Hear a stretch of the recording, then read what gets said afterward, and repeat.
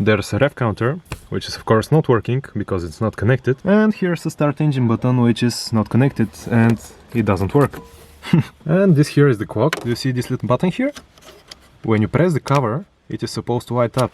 But I'm not going to be surprised if it's not connected and it doesn't work. So, what's going on here? Well, I have bought an old Honda Civic that has not been driven in 2 years. I have only seen it in the dark, but I think there's a lot of potential in it. So I'm going to fix it, I'm going to sell it, and I'm going to make a profit out of it.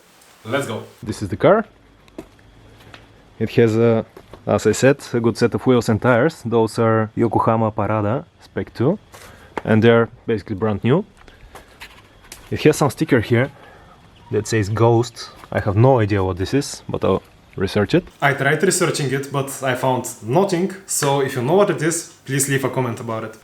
This will need to be painted, this as well, and as you can see there's a keyhole without anywhere to stick the key. And it doesn't really work. I'll have to disassemble the door.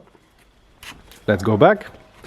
There is some rust under here, but I'll address that later. This needs to be fixed, this needs to be fixed. Here, as you can see, there's just a hole. This shouldn't be a hole. This, I'm not going to paint it, but I'll have to fix it somehow.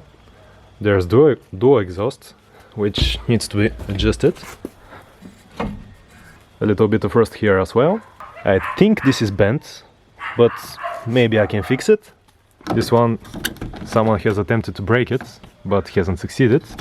And it still works. And this is the interior. An interior full of mold, which smells terribly. This is the radio of the car, which is actually pretty nice. When it was brand new, it costed about as much as the car costs right now, maybe even more. Oh, there's something electric. You can adjust the level of the headlights, which are xenon, by the way. That's illegal. That's illegal. Climate control doesn't work. Well, it actually works, but it's broken, and the lights don't light up, so I'll probably change the whole thing. It works, but it's broken. The door looks questionable.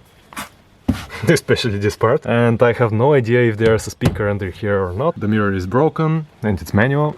Oh, there's a light, which is also broken, surprisingly. This is a microphone for the radio. This is something, I don't know, strange. This is the driver's spot.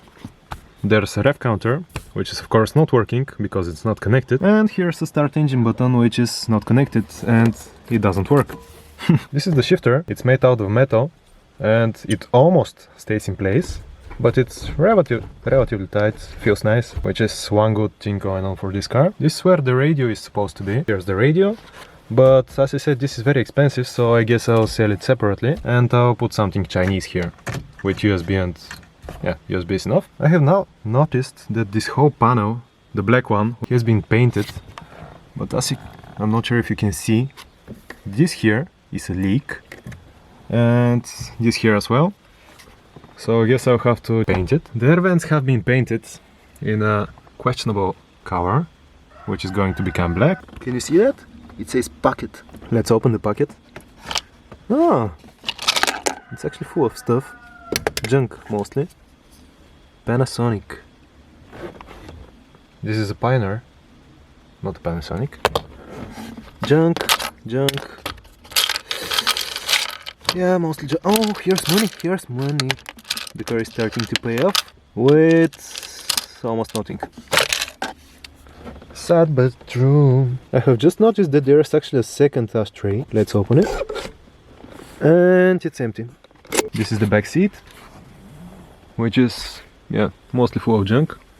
And those there are the gigantic speakers, which I'm going to sell separately. It says miles per hour, but those 261,000 are actually kilometers, because the car has been sold brand new in Germany in 1993. But those gauges are not the original gauges it came with. They have actually been changed with plasma gauges, at least that's how we call them here in Bulgaria. And right now they are white, but at night they become blue, which is around 50% of the time because they are not connected properly and then they don't work well. The seats are covered in mold, so the plan for today is to get them out, get them cleaned, and clean the rest of the interior. And if I succeed with that, without breaking the bolts holding the seats, which are really rusted, that will be a huge win for today. So, let's start it. Very good talk. Yeah, English advanced. Oh, one more thing. Do you see this? This is usually used to open the trunk and it's not connected to anything. probably because of the rust. So the trunk only opens with the key for now. Here's the trunk opening sequence. First you open the window, then you pull the lever. Yes, Automotive Archaeology is coming later. Now you have to remove the seats. I guess I'll just throw it out. No, you won't.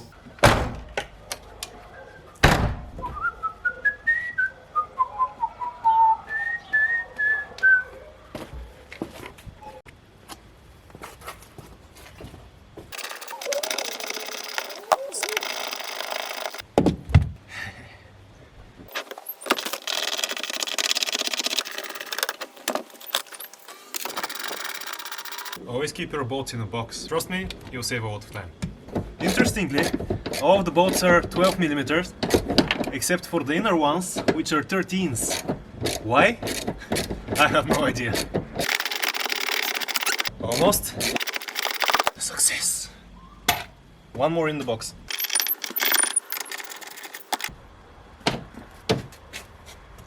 You know, I just remembered, I have forgotten to show you the most obnoxious part, which is the sound.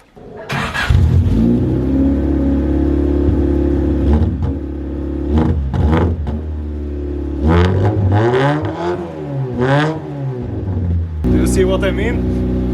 Obnoxious. It's getting darker and cold outside, so I'm going to... just a second. I'm going to throw away all of this junk, and I guess this will be it for today. Thanks for watching. Consider subscribing to my channel because this is the very first video of my new channel, Adventurous Petrolhead. And I'll see you tomorrow. See ya. Bye bye.